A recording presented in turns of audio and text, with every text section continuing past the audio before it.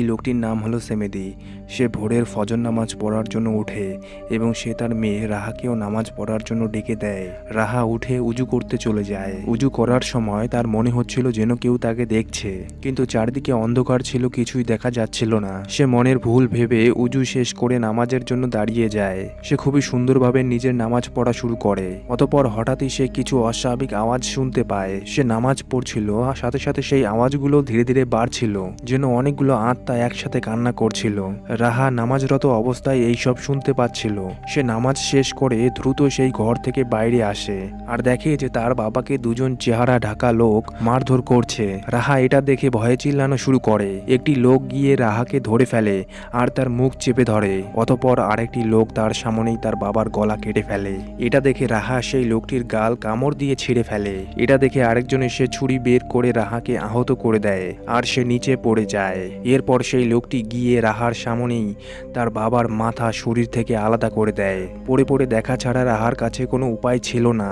অতঃপর সেই দুজন লোক তার বাবার মাথা তাদেরই বাড়ির গেটের মধ্যে টাঙিয়ে চলে যায়। এই অভিশপ্ত রাতের ঘটনা আর কোনোদিনও সামনে আসে না। খবরের কাগজে লেখা হয় কি রাহার বাবা কালো জাদু করত।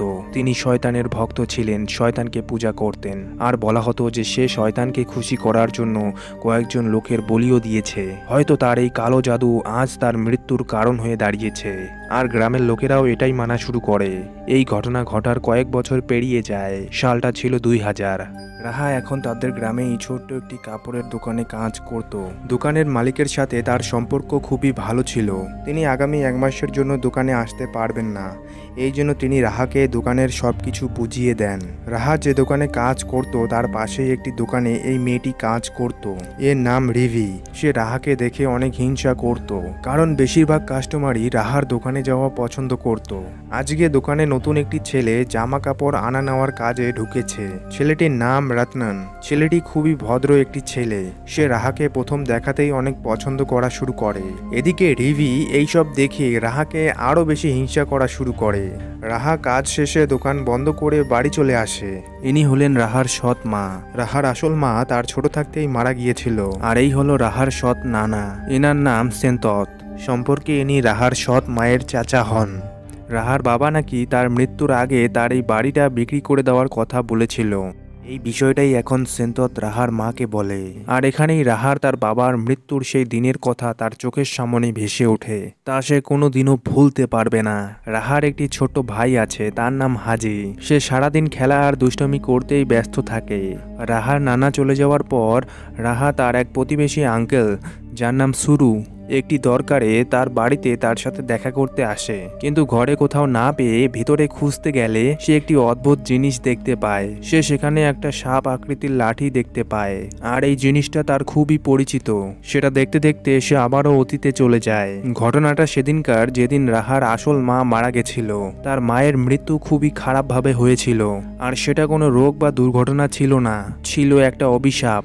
আর সেই ঘটনার সাক্ষী ছিল রাহা নিজেই। সেই স্মৃতি রাহাকে এখনো খুব কষ্ট দেয়। এরপর সেখানে তার আঙ্কেল সুরু চলে আসে। সে রাহার বাবার খুবই ঘনিষ্ঠ বন্ধু ছিল। রাহা তাকে জিজ্ঞেস করে কি এই লাঠিটা তার বাবার কাছে ছিল, তো এটা তার কাছে কিভাবে এলো। সুরু জানায় কি সেমেদি এটা তাকে নিজের রক্ষা করার জন্য দিয়েছিল। এটা কোনো সাধারণ লাঠি না।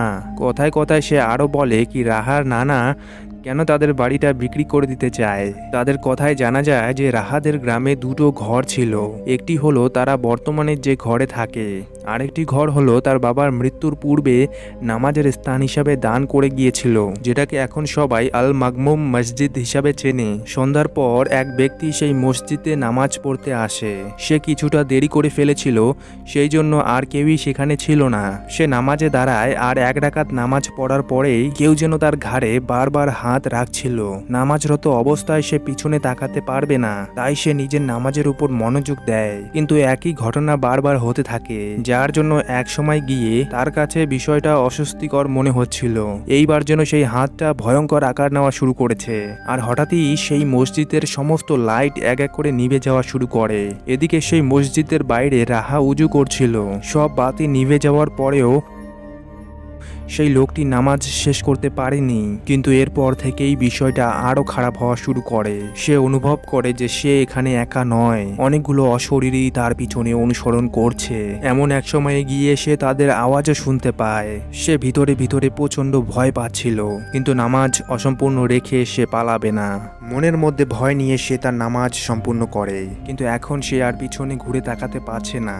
একসময় আচমকা যখন লোকটা পিছনে ঘুরে তাকায়, তো সেখানে কিছুই ছিল না। সে নামাজের ওই ঘর থেকে ছুটে পালিয়ে যায়, আর তার পালানো দেখে রাহা কিছুই বুঝতে পারছিল না। এরপর রাহা ভিতরে আসে, আর এটাই সেই ঘর যেখানে সে ছোট থেকে বড় হয়েছিল। কিন্তু হঠাৎ বিদ্যুতের যেন কিছু হয়ে যায়, এই জন্য সে মেন সুইচের কাছে চলে যায়। রাহা তার পিছনে ভয়ানক কিছু একটা অনুভব করতে পায়, আর লাইট অন করার সাথে সাথেই সে অদৃশ্য হয়ে যায়। রাহা তার নামাজ শুরু করে। ঠিক একইভাবে প্রথম রাকাত শেষ করার পরেই তার সাথেও অস্বাভাবিক ঘটনা ঘটতে শুরু করে। তার পিছনে সে অনেকগুলো অদ্ভুত ছায়া সে অনুভব করে। তার পিছনে তাদের ফিসফিস করার আওয়াজও সে শুনতে পায়। তার নামাজ যত সামনে এগোয় তাদের আওয়াজ ততই বাড়তে থাকে। এভাবেই ভয়ে ভয়ে সালাম ফেরানোর সময় সে পিছনে একটু দেখে, কিন্তু সেখানে সে কিছুই দেখতে পায় না। আর পিছনে কিছু না দেখতে পাওয়ায় তার মনের ভয় কিছুটা হলেও কমে যায়। আর ঠিক তখনই সেই জিনগুলো তাকে ঘিরে ধরে। রাহা প্রচন্ড ভয় পেয়ে যায়, আর এভাবেই পালাতে পালাতে সে ফিরে যায় তার ছোটবেলার স্মৃতিতে, যেখানে তার বাবা সেমেতি একটি লোকের চিকিৎসা করছিল। লোকটা কোনো খারাপ জিনের প্রভাবে আক্রান্ত ছিল, আর এই সব কিছুই সেদিন রাহা দরজায় দাঁড়িয়ে দাঁড়িয়ে দেখছিল। একটা সময় গিয়ে দেখে যে তার বাবার মধ্যে একটি অদ্ভুত শক্তি প্রবেশ করে, আর তার মধ্য থেকে একটি সবুজ সাপ বেরিয়ে এসে লোকটার মধ্যে থাকা কালো সাপটাকে বের করে দেয় আর তাকে মেরে ফেলে। এখানে সবুজ সাপকে ভালো জিন আর কালো সাপকে খারাপ জিন হিসাবে বোঝানো হয়েছে। রাহা যখন ছোট ছিল তো তার মধ্যে জিনেদের সাথে অদ্ভুত এক আকর্ষণ ছিল, কারণ রাহা কোনো সাধারণ মেয়ে নয়। ঘটনা বর্তমান সময়ে ফিরে আসে। রাহা এইসবে অনেক ভয় পেয়ে নামাজের স্থান থেকে বেরিয়ে যায়। পরদিন সকালে রাহা দোকানে কাস্টমারদের সাথে কথা বলছিল, কিন্তু তার পাশের দোকানের মেয়েটা রিভি রাহাকে কিছু উল্টোপাল্টা বলা শুরু করে।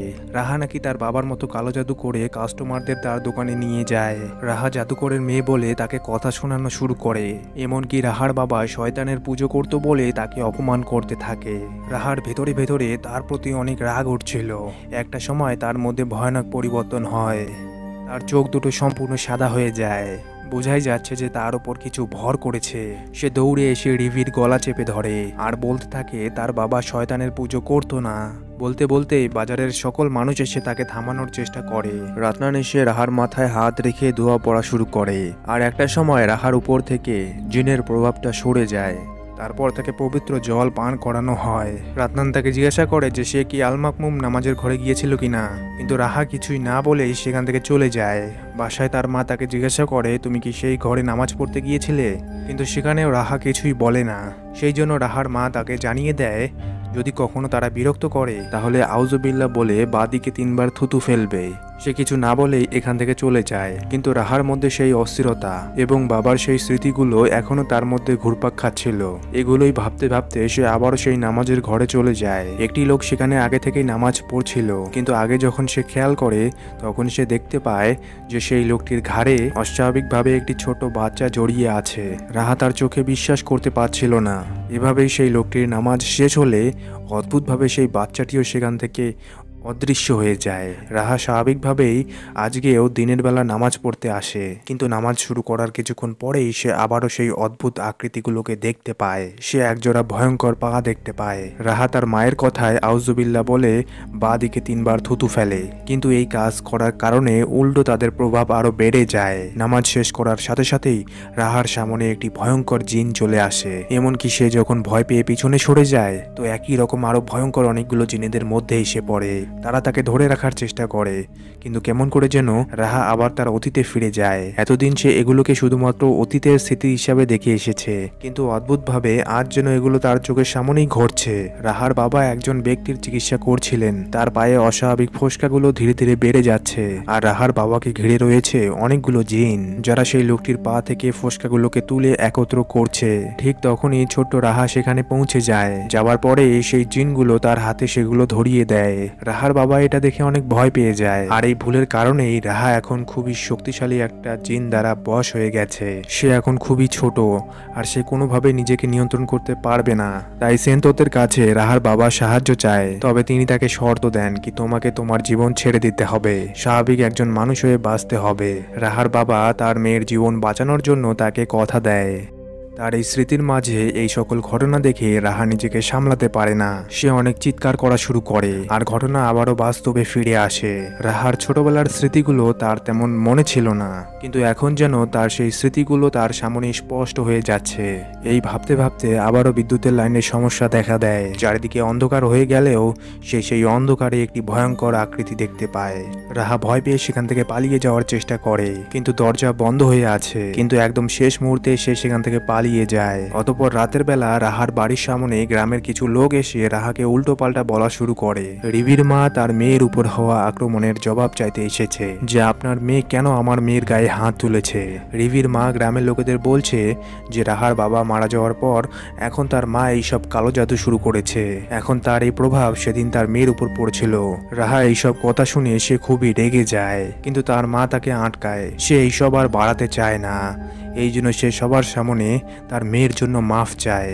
রাহা নিজেও একসময় মাথা ঠান্ডা করে তার মেয়ের উপর হাত তোলার জন্য মাফ চায়, কিন্তু যখনই রিভির মা বলে ওঠে যে তুই একটা শয়তানের বাচ্চা, তখন রাহা আরো অনেক রেগে যায়, কিন্তু তার মা তাকে আটকায়। গ্রামের সবাই এবারের মতো তাদের ছেড়ে দিয়ে চলে যায়, কিন্তু পরের বার নাকি তারা কাউকেও ক্ষমা করবেন না।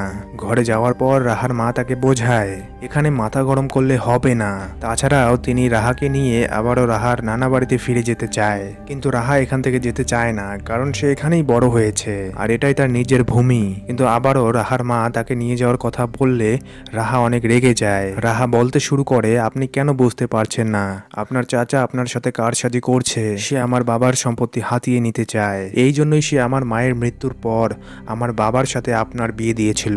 রাহার মুখে এইসব কথা শুনে তার মা খুবই অবাক হয়ে যায়, আর রাহা তার উপর রাগ দেখিয়ে আবার সেই নামাজের ঘরে চলে যায়। সেখানে রাতনান আগে থেকেই নামাজ পড়ছিল।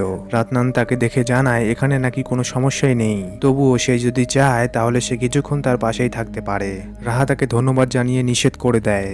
প্রতিবারের মতোই সে আবারও নামাজে দাঁড়ায়, কিন্তু এবার যেন সে নামাজের মধ্যেই পুরনো স্মৃতি দেখা শুরু করে। সে দেখে যে কয়েক বছর আগে সে এই নামাজের ঘরেই ঘুমিয়েছিল আর তার মাথায় হাত বুলিয়ে দিচ্ছিল এক ভয়ঙ্কর জিন, যেটা দেখে সে এতটা ভয় পেয়ে যায় রাহা সেখান থেকে পালাতে শুরু করে। কিন্তু সে যে দরজা দিয়ে বাইরে বেরোনোর চেষ্টা করছিল সে আবার ঠিক একই স্থানে পৌঁছে যাচ্ছিল।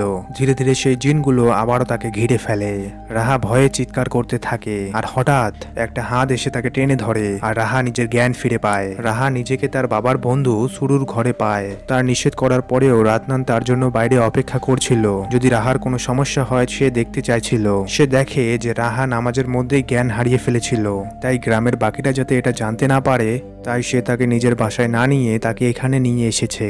সুরু রাহাকে জানায় যে জিনগুলো তোমার ছোটবেলার বন্ধু, যদিও তুমি তাদের দেখে ভয় পাচ্ছ, কিন্তু তারা তোমাকে দেখার জন্যই এসেছে। আর তুমি কোনো সাধারণ মেয়ে না, সেই জিনগুলো তোমার অধীনে। তুমি এখনো জানো না যে তুমি কতটা ক্ষমতার মালিক। আর স্যান্ত দীর্ঘ সময় যাবৎ তোমার এবং তোমার পরিবারের উপর জাদু করার চেষ্টা করছে। তোমার বাবার সম্পত্তি সে হাতিয়ে নিতে চায়, তাকে কখনোই তুমি বিশ্বাস করবে না। এই সমস্ত কথা রাহাকে আরো বেশি চিন্তায় ফেলে দেয়। রাহা তার টেবিলের মধ্যেই ঘুমিয়ে পড়ে, আর তখনই তার মাথায় একটি জিন হাত বুলিয়ে দিতে শুরু করে। পরের দিন সকালে রাহার অবস্থা খুব একটা ভালো ছিল না। কিছুক্ষণ পরে পরেই তার বমি হচ্ছে। রাহা যেমন এখানে কাজ করে তেমন তার মাও সংসার চালানোর জন্য বাড়ির পিছনে একটি ফুলের দোকান চালায়। সেখানে রিভির মাও তার উপর এমনিতেও অনেক ক্ষিপ্ত ছিল। যখন সে দেখতে পায় যে তার তুলনায় রাহার মায়ের দোকানের বিক্রি বেশি হচ্ছে, তো সেও তাকে হিংসা করা শুরু করে। সে বলতে শুরু করে যেমন মা তেমনি মেয়ে। এমনটা বলতে বলতে এত বেশি হিংসার কারণে সে গিয়ে রাহার মায়ের দোকানের ফুলগুলোকে নষ্ট করা শুরু করে। শব্দ পেয়ে রাহা যখন সেখানে ছুটে আসে তখন সে তাকে কথা শোনানো শুরু করে। তখনই রাহার অনেক রাগ উঠে যায়। রাহার মধ্য থেকে একটি সবুজ রঙের সাপ বের হয়ে আসে, আর সেটা সোজা রিভির মায়ের দিকে ছুটে যাচ্ছিল, কিন্তু সেটা রাহা ছাড়া আর কেউই দেখতে পাচ্ছিল না। আর অদ্ভুতভাবে সেই সাপটি রিভির মায়ের কাছে যাওয়া মাত্রই সে পায়ের ব্যথায় কাতরাতে কাতরাতে মাটিতে পড়ে যায়। তখনই সেখানে আশেপাশের কিছু লোক জমা হয়, আর যখন তার পায়ের কাপড়টা সরানো হয় তখন দেখা যায় যে তার পায়ে খুবই গভীর ক্ষত তৈরি হয়ে গেছে। এত অল্প সময়ের মধ্যে এরকম কিভাবে হলো? এরকমটা হতে দেখে আবারও সবার মনের মধ্যে সন্দেহ জেগে ওঠে। রাতের বেলা আবারও কিছু গ্রামের মানুষ রাহার বাড়ির সামনে এসে চিল্লানো শুরু করে আর তারা এই ঘটনার প্রতিবাদ জানায়। তাদের পরিবারের উপর তারা সবাই ক্ষিপ্ত হয়ে উঠেছিল। তারা বলে এই গ্রামে এরা থাকলে আমাদের ক্ষতি ছাড়া আর কিছুই হবে না। এমন বলে তারা রাহা আর তার মাকে বাইরে আসতে বলে। রাহার মা আর পারছিল না, তাই সে নিজের ছেলেকে জড়িয়ে ধরে ঘরের এক কোনায় বসেছিল। কি করবে তারা কিছুই বুঝে উঠতে পারছিল না। তখনই বাইরে শুরু চলে আসে। সে সবাইকে শান্ত করে, আপাতত সবাইকে বুঝিয়ে তাদের সবাইকে বাড়ি ফিরে যেতে বলে। কিন্তু এখানেই এই ঘটনার শেষ না। রাহা এখন সম্পূর্ণ পরিবর্তন হয়ে গেছে। তার দু চোখ পুরোপুরিভাবে কালো হতে থাকে আর যেন তার ইশারাতেই কিছু অশুভ শক্তি রিভির মায়ের ঘরে প্রবেশ করে। রিভির মা এমনিতেই যন্ত্রণায় কাতরাচ্ছিল, কিন্তু এটা যথেষ্ট ছিল না। আর এই ঘটনার পর আয়ুর পক্ষ থেকে একটি কালো সাপ গিয়ে তাকে পেঁচিয়ে ধরে। আর এই কালো সাপ বলতে খারাপ জিন। আর এখানেই রিভির মায়ের মৃত্যু হয়ে যায়। আর এখানে রিভি এসে দেখতে পায় যে তার মা নিজেই নিজের গলা চেপে ধরেছে আর সে মারা গেছে। পরের দিন সকালে এই ঘটনার পর গ্রামের সবাই এক জায়গায় জড়ো হয়েছে। এবার তারা হেস্তনেস্ত করেই ছাড়বে। তারা যেভাবেই হোক রাহা আর তার মাকে এই গ্রাম থেকে বের করে দিতে চায়। কিন্তু সেখানে শুরুও যেহেতু গ্রামের একজন অভিজ্ঞ ব্যক্তি, তো সে তাদের জোরালোভাবে বলে দেয় রাহা আর তার মা কোনোভাবেই কোনো কালো জাদুর চর্চা করে না। আর তার বাবাও অনেক ভালো মানুষ ছিল, কিন্তু কেউই তার কথায় বিশ্বাস করে না।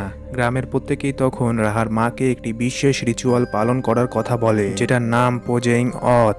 সেখানে যদি এটা প্রমাণ হয়ে যায় তো তাহলে তাদের কোনো দোষ নেই, তারা এই গ্রামে থাকতে পারবে আর তারা সবাই তাদেরকে মেনে নেবে। আর এই রিচুয়ালে যদি প্রমাণ হয় যে রাহার মা দোষী, তাহলে তিনি সেখানেই মারা যাবেন। এই রিচুয়াল অনুযায়ী অভিযুক্ত ব্যক্তিকে সম্পূর্ণ মৃত মানুষের মতো সাদা কাপড়ে পেঁচানো হয়। তারপর তাকে অভিযুক্ত বিষয়ের উপর কসম কাটানো হয়। সে যদি সত্য কসম কাটে তাহলে তার কিছুই হবে না, আর যদি সে মিথ্যা কসম কাটে তাহলে একটি নির্দিষ্ট জাতির জিন এসে তাকে সেখানেই মেরে ফেলবে। সবাই এই রিচুয়ালের সাথে পরিচিত ছিল, এই জন্য সবাই এক কথায় রাজি হয়ে যায়। তবে এই কারণে রাহার নানা শুরু এর উপর রেগে যায়। সে কেন একটা এমন বিপজ্জনক পথ বেছে নিল? সে তো জানতো যে তার স্বামী কবিরাজি করত, আর যেহেতু সে তার স্ত্রী ছিল, সেও কোনো না কোনোভাবে এই বিষয়ের সাথে জড়িত আছে। কিন্তু এখন আর কিছু করার নেই, যেহেতু গ্রামবাসীকে বলা হয়ে গেছে, তো এখন পিছিয়ে পড়লে উল্টো আরো সমস্যা বাড়বে। পরের দিনই তাদের এই বিশেষ রিচুয়াল অর্থাৎ পোজেইং অথের কার্যক্রম শুরু করে দেয়। রাহা এবং তার ছোট ভাই বাড়িতে একা। তখনই রাহার মধ্যে কেমন যেন একটা পরিবর্তন লক্ষ্য করা যায়। সে আবারও সেই আল-মাকমুম মসজিদে নামাজ পড়তে চলে আসে আর সেখানে নামাজ পড়া শুরু করে। এদিকে রাহার মাকে সম্পূর্ণ মৃত লাশের মতো বেঁধে ফেলা হয়েছে। শুরুও বিশেষ দোয়া পড়া শুরু করে। আর যখন সময় মতো রাহার মা কসম কাটে, তার ঠিক সাথে সাথেই সে জ্ঞান হারিয়ে ফেলে। সে একটি অদ্ভুত জায়গায় চলে আসে। সে চারিদিকে দেখে এদিক ওদিক ছোটা শুরু করে। এদিকে রাহা ছিল নামাজরত অবস্থায়। সে জিনগুলির উপস্থিতি বুঝতে পারে। এদিকে রাহার মা সেই জায়গায় কিছু ভয়ানক জিন দেখতে পায়, যারা প্রত্যেকেই তার পিছনে পড়ে আছে। এদিকে রাহার যখন নামাজ শেষ হয়, পেছনে তাকাতেই একটি ভয়ানক চেহারার জিন তার সামনে আসে। কিন্তু এবার রাহা তাদের ভয় পায় না, সে উল্টো তাদের উপর গর্জন করে উঠে। এরপর দেখা যায় যে সবগুলো জিন তার কথা মানা শুরু করে। এদিকে রাহার মা সেই জায়গা থেকেই রাহাকে সবগুলো জিনের প্রধান হিসাবে দেখতে পায়। এনার আর এখানে বোঝার কিছু বাকি থাকে না, আর সাথে সাথেই সে জ্ঞান ফিরে পায়। আর গ্রামের প্রত্যেকের সামনে এটা প্রমাণ হয়ে যায় যে রাহার মা কোনো কালো জাদুর সাথে জড়িত নেই, কিন্তু শুধুমাত্র সেই জানে যে তার মেয়ের জন্য আজ তার জীবন বেঁচে গেছে। পরদিন রাহার সাথে যখন রাতনানের দেখা হয়, সে জিজ্ঞাসা করে তোমরা নাকি এখান থেকে চলে যাচ্ছ। রাহা তাকে জিজ্ঞাসা করে সে এমন কথা কোথা থেকে জানতে পারলো, এমন তো কোনো কথা হয়নি। রাতনান তাকে বলে সে একটু আগেই দেখলো তার মা তার বাড়ির দোকান বিক্রির জন্য দুইজন লোকের সাথে কথা বলছিল। এটা শুনে রাহা বাড়ির দিকে চলে যায়। রাতনানের কথা সত্যি হতে দেখে লোক দুটো চলে যাওয়ার পর রাহা তার মায়ের সাথে কথা বলে, তুমি এমনটা কেন করছো? রাহার মা তাকে জানায় যে তার বাবাও মৃত্যুর আগে এই জায়গাটা বেচে দেওয়ার প্ল্যান করছিল, আর এটার দায়ভার ছিল রাহার নানার উপর। এখন তিনি এটা বিক্রি করে দিতে চায়। কিন্তু এই কথা শুনে রাহা রেগে ওঠে। সে চিৎকার করে বলে ওঠে, আপনি কেন বুঝতে পারছেন না? আপনার চাচা আমার বাবার সম্পত্তির উপর নজর দিয়েছে।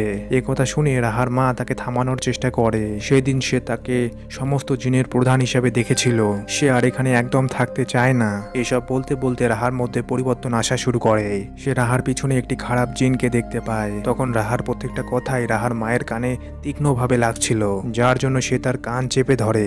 এরপর রাহা বলে, আমি সেদিন দেখেছিলাম যে আমার বাবার মৃত্যুর পর তোর চাচা এখানে এসেছিল। সে আমাকে কিছু জানায়নি, এমনকি তার ছেলের গালে সেই ক্ষতচিহ্নও দেখেছিলাম যেখানে মুখোশ পরা অবস্থায় আমি কামড় দিয়েছিলাম। তুই কেন বুঝতে পারছিস না যে তোর চাচা আমার বাবাকে মেরেছে তার এই সম্পত্তির জন্য? রাহার এই সমস্ত কথা তার মায়ের কানে খুবই তীক্ষ্ণভাবে বেজে যাচ্ছিল। সে এইসব সহ্য করতে পারছিল না। একটা সময় গিয়ে রাহা সেখানেই অজ্ঞান হয়ে পড়ে যায়। জ্ঞান ফিরে আসলে রাহা দেখে যে তার মা এখনো এভাবে বসে আছে। সে যেন একটা জড় বস্তুর মতো হয়ে গেছে। রাহা তার দোকানে ফিরে যায়। গিয়ে সেখানে জানতে পায় যে দোকান মালিক তাকে চাকরি থেকে বরখাস্ত করে দিয়েছে। তার কাছে রাহা অনেক ক্ষমা চায়, কিন্তু সে তাকে কোনোভাবেই এই দোকানে রাখতে রাজি হয় না। রাহা এই সমস্ত ঘটনায় পাগল হয়ে যাওয়া শুরু করে। বারবার শুধুমাত্র সে তার বাবাকে ডাকতে থাকে। গ্রামের লোকেদের কথা আর নামাজের সময় জিনেদের বিরক্ত করা তাকে ক্রমশ মানসিকভাবে ভারসাম্যহীন করে ফেলতে থাকে। তার মধ্যে একটা রাগ জন্মে গিয়েছে, যেটা তাকে প্রতিশোধ নেওয়ার জন্য এগোতে বলে। তারপর সে সেই নামাজের স্থানে যায়, যেখানে সে তার বাবার কাটা মাথা দেখতে পায়, যেটা দেখে তার মধ্যে থাকা সম্পূর্ণ শক্তি জেগে ওঠে। তারপর তার মধ্য থেকে একটা সবুজ রঙের সাপ বেরিয়ে আসে, আর একটা কালো রঙের সাপও বেরিয়ে আসে, যেটা সেই দোকান মালিকের উপর গিয়ে আক্রমণ করে। অপরদিকে আর একটা সাপ রাহার বাড়িতে পৌঁছায়। সেখানে রাহার মা দেখতে পায় যে সেই সাপটা হাজির গলায় পেঁচিয়ে আছে। সাথে সাথে সে সেটাকে ধরে নিজের থেকে দূরে রাখার চেষ্টা করে। এদিকে রাহা নিজের চেতনা ফিরে পায়। রাহা বিষয়টা বুঝতে পেরে তার বাড়ির দিকে ছোটে। সে নিজের বাড়ির দিকে দৌড়াতে থাকে। এদিকে রাহার মা সেই সাপটিকে ধরে মাটিতে আছড় মারা শুরু করে। ততক্ষণে রাহা সেখানে পৌঁছে যায় আর তার মাকে থামানোর চেষ্টা করে, কিন্তু সে তার মেয়েকে এত জোরে ধাক্কা দেয় কি রাহা তার মাথায় আঘাত পায়। আর এই আঘাতের কারণে সে উঠে দাঁড়ানোর শক্তিও পাচ্ছিল না। কিন্তু দূর থেকে সে তার মাকে থামতে বলছিল, কিন্তু তার মা সাপটিকে মারার জন্য দেওয়ালে বাড়ি মারা শুরু করে। আর একটা সময় গিয়ে সাপটা মরে যায়। এরপর রাহার মা তার হুঁশ ফিরে পায়। সে দেখে যে তার ছেলে হাজি রক্তাক্ত হয়ে পড়ে আছে। অর্থাৎ এতক্ষণ সে যাকে সাপ মনে করে মারছিল সেটা আর কেউ না, সেটা তার ছেলে। এটা দেখে সে নিজেকে আর ক্ষমা করতে পারে না। ছেলেকে জড়িয়ে ধরে সে কান্না করা শুরু করে। এই অপরাধ বোধে সে ভ্রম দেখতে শুরু করে, যেন তার স্বামী সেমিতি তাকে নিতে এসেছে। আর তার স্বামীর কথা মতো গলায় ফাঁসি দিয়ে সে নিজেই নিজেকে মেরে ফেলে। এদিকে রাহা উঠে দাঁড়ানোর মতো শক্তিটুকু পাচ্ছিল না। চোখের সামনেই প্রথমে তার ভাই, তারপর তার মাকেও এভাবে ছটপট করে মারা যেতে দেখে। সে আবারও নিজের জ্ঞান হারিয়ে ফেলে। জ্ঞান ফিরে আসার পর সে নিজেকে একটি গাড়িতে পায়। তার সাথে ছিল তার নানা। যাত্রা শেষে রাহা তার নানা বাড়িতে গিয়ে পৌঁছায়। আসলে এটা একটি বোর্ডিং স্কুল, আর তার নানাই এই স্কুলের প্রতিষ্ঠাতা। তিনি হলেন রাহার নানি। তিনি রাহাকে শান্ত থাকতে বলে। সে বলে, এখানে কোনো জিন তোমাকে বিরক্ত করতে পারবে না। কিন্তু রাহার মুখে তার নানার সম্বন্ধে বাজে কথা শুনে সে অবাক হয়ে যায়। সে জানায় যে তোমার নানা কখনোই তোমার বাবার টাকার উপর নজর রাখেনি। তার নিজের কাছেই অনেক টাকা পয়সা আছে। তার কখনোই তোমার বাবার টাকার দরকার নেই। তোমার বাবাকে সে নিজের ছেলের মতোই দেখে। তারপর রাহা তার মা এবং হাজির কথা জিজ্ঞাসা করে। তার নানি একদম চুপ হয়ে যায়। বোঝার আর বাকি থাকে না, সে তার পরিবারকে চিরতরে হারিয়ে ফেলেছে। রাহা এখানে কান্নাকাটি করা শুরু করে। রাহার নানা এবং নানি দুজনেরই আলোচনায় বোঝা যায় কি রাহা আর সেই নামাজের ঘরের মধ্যে কোনো কানেকশন তৈরি হয়ে গেছে, আর যে করেই হোক তাদের আলাদা করতে হবে। তাছাড়াও সেই রাতে রাহার নানি একটি স্বপ্ন দেখে, যেখানে সে জানতে পারে যে এর সমাধান সেই নামাজের ঘরেই পাওয়া যাবে। তাই সে রাহার নানাকে পরের দিনই সেখানে খোঁজ লাগাতে বলে। রাহার নানা সকাল হলেই সেখানে পৌঁছে যায় আর সমস্ত জায়গা তন্ন তন্ন করে খোঁজা শুরু করে। এদিকে রাহা তার পরিবারের কবরে গিয়ে নিজেকেই দোষারোপ করছিল কি এইসব তার জন্যই হয়েছে। কিন্তু এতে তার নানি তাকে জানায় এতে তার কোনো দোষ নেই। তার মধ্যে থেকে যে সাপগুলো বেরিয়েছিল সেগুলোর বাস্তবে কোনো অস্তিত্ব ছিল না। সেগুলো ছিল শুধুমাত্র ধোঁকা। সেই খারাপ জিনগুলো তাকে নিয়ন্ত্রণ করেছে, তার কথার বাইরে কাজ করেছে। সেখানে তার কোনো দোষ ছিল না। তবে রাহা প্রশ্ন করে সে কিভাবে এত কিছু জানে। তখন তার নানি জানায় সে যখন ছোট ছিল তার মধ্যে রাহার মতোই ক্ষমতা ছিল। তখন সেও তার ক্ষমতা নিয়ন্ত্রণ করতে পারেনি, যার কারণে তার পরিবার সহ অনেকেই এতে আক্রান্ত হয়েছিল। ওর সেন্তর তাকে গাইড করেছিল। তারপরে পরে সে তার ক্ষমতা নিয়ন্ত্রণ করতে শিখেছিল, যার কারণে সে পরবর্তীতে তার ক্ষমতা নিয়ন্ত্রণ করতে পেরেছিল। এদিকে রাহার নানা সেই নামাজের ঘরে কিছু খুঁজে না পেয়ে সেখান থেকে যাচ্ছিলই, ঠিক তখনই তার সিলিং এর উপর চোখ পড়ে। সে সেখানে চেক করতে বলে। তারা সেখানে কাপড়ে জড়ানো একটি রহস্যজনক বস্তু খুঁজে পায়, যেটা খোলার পর তার মধ্যে থেকে একটি মাথার খুলি আর রাহার একটি ছবি পায়। অর্থাৎ রাহার উপর কালো জাদু করা হয়েছিল। সেন্ততের আর বোঝার বাকি থাকে না এসব আসলে কার কাজ। সে সাথে সাথেই সুরুর বাড়িতে চলে যায় আর সেখানেই সব সত্য বেরিয়ে আসে। এই সব কিছুই আসলে তারই কাজ। তার এই কালো জাদুর চর্চার কারণেই রাহার পিছনে এতগুলো জিন পড়েছিল। তার থেকে রাহার বাবার দেওয়া সেই লাঠিটা ছিনিয়ে নিয়ে রাহার নানা সেখান থেকে চলে যায়। কিন্তু সুরু এইসব কেন করেছিল? সে তো রাহার বাবার সব থেকে ভালো বন্ধু। এদিকে রাহার উপর থেকে জিনের প্রভাব সরানোর জন্য একটি বিশেষ রিচুয়ালের জন্য প্রস্তুতি নেওয়া হচ্ছিল। সেখানে বিশেষ কিছু মানুষও এসেছে যারা এই বিষয়গুলোর সাথে খুবই ভালোভাবে পরিচিত। সেখানে রাহা তার নানার ছেলেকে দেখে ধীরে ধীরে পরিবর্তন হতে থাকে, কারণ সম্ভবত সেই তার বাবাকে মেরেছিল। রাহার নানা তার উপর পবিত্র পানি ছিটিয়ে দেয়, এতে রাহার মধ্যে বিশাল পরিবর্তন হয়ে যায়। সে এখন সম্পূর্ণ জিন দ্বারা নিয়ন্ত্রিত। সে তাদেরকে খুবই বাজে বাজে কথা বলছে। একসময় রাহার ক্ষমতায় আশেপাশের সমস্ত বাতি নিভে যায়। এই ঘটনায় রাহাকে বাঁচানোর জন্য অনেকগুলো জিন এসে হাজির হয়ে যায়। রাহার নানা রাহাকে বারবার বলছে, আমি তোমার নানা, শান্ত হও তুমি। কিন্তু রাহা তাকে ধমকি দিয়ে বলে তাহলে সে কেন তার বাবাকে মেরেছিল, কিন্তু সে জানায় সে তার বাবাকে মারেনি। তখন রাহার কথা, তাহলে আপনি অবশ্যই জানেন এর পিছনে কাদের হাত ছিল। আর এখানেই সব সত্য বেরিয়ে আসে। রাহার বাবাকে মারার পিছনে হাত ছিল সুরুর। সেনততের ছেলে ছিল সুরুর অনুসারী। সুরুও তাকে এমনটা বুঝিয়েছিল যদি সে রাহার বাবা সেমেদিকে হত্যা করতে পারে তাহলেই সে কালো জাদুর শক্তি প্রাপ্তি হবে। আর এই জন্যই সেই দিন রাতে রাহার বাবাকে ষড়যন্ত্রের মাধ্যমে মেরে ফেলা হয়েছিল। আর এই সব কিছুই রাহার নানা সেনতত একদম শুরু থেকেই জানতো। তাহলে কেন সে তাকে বলল না? এটাই হলো রাহার প্রশ্ন। রাহা তাকে চিৎকার করে বলতে থাকে এতদিন তাহলে কেন সে তাকে বলেনি। এই বলেই রাহা সেনততের ছেলের উপর আক্রমণ করে। আর তখনই তাকেও একটি জিন বশ করে আর সে সরাসরি গিয়ে তার বাবার উপরেই আক্রমণ করে। রাহার নানি রাহাকে অনেক আটকানোর চেষ্টা করে, কিন্তু সে কোনোভাবেই পারে না। সেনততকে মারার পর তার ছেলে নিজেই নিজেকে মেরে ফেলে। রাহার নানি তার উপর চিৎকার করে বলতে থাকে এটা সে কি করলো। এতে রাহা বলে তারা দুজনেই মৃত্যুর যোগ্য ছিল। তার নানি যখন এসবের বিরুদ্ধে কথা বলে তখন সে তার নানির উপরেও হামলা করে দেয়। রাহা এখন সম্পূর্ণ অনিয়ন্ত্রিত হয়ে গেছে, কিন্তু তার নানিও কোনো অংশে কম ছিল না। সে রাহার মাথায় হাত দিয়ে দোয়া পড়া শুরু করে। আর এভাবেই তার এই দোয়ার কারণেই রাহা কিছুক্ষণের মধ্যেই শান্ত হয়ে যায়। তারপর আরো বেশ কিছুদিন পার হয়ে যায়। রাহার বাবার সেই বিশেষ যে লাঠিটি ছিল সেটা একটি বিশেষ নিয়মের সাথে মাটিতে পুঁতে ফেলা হয়। একদিন রাহা আর তার নানি তাদের পারিবারিক কবরস্থানে তাদের আপনজনদের স্মরণ করতে এসেছে। যেহেতু রাহার উপর থেকে কালো জাদুর মূল ভিত্তিটাই সরে গেছে, তো সে এখন নিজের শক্তিকে ধীরে ধীরে নিয়ন্ত্রণ করতে পারবে। আর সেটা তার নানি তাকে শেখাবে। আর রাহা ধীরে ধীরে একটি স্বাভাবিক জীবনের দিকে এগিয়ে যাবে। তো এরই সাথে বন্ধুরা এই কাহিনীটি এখানেই শেষ হয়ে যায়। যদি তোমাদের ভিডিওটি ভালো লেগে থাকে তাহলে অবশ্যই ভিডিওতে একটি লাইক করবেন আর কমেন্টে লিখে আমাদের জানাবেন যে কেমন লেগেছে আপনাদের এই হরর কাহিনী। তো দেখা হচ্ছে নতুন কোনো ভিডিওর সাথে।